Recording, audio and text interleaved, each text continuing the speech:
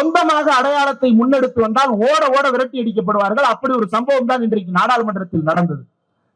காலையில் வேறு ஒரு வேலையில மாட்டிக்கிட்டதால நாடாளுமன்ற நிகழ்வுகளை பார்க்க முடியல. வந்த உடனே பொதுச் செயலாளர் தோழர் விடுதலை ராஜேந்திரன் அவர்கள் தான் அந்த சம்பவத்தை சுட்டி காட்டினார். நாடாளுமன்றத்திற்குள்ள என்ன நடந்தது, ராகுல் காந்தி செய்த சம்பவம். இன்னைக்கு அவர் என்ன பண்ணிருக்கிறாருன்னா, நாடாளுமன்றத்துக்குள்ள 2 புக்கை தூக்கிட்டு போயிருக்கிறாரு. அவர் எதை தூக்கிட்டு வந்தாலும் அது பஞ்சாயத்தா மாறிடுது நாடாளுமன்றத்துக்கு உள்ள அப்படின்றதுதான். அவர் 2 புத்தகத்தை தூக்கிட்டு வந்தாரு.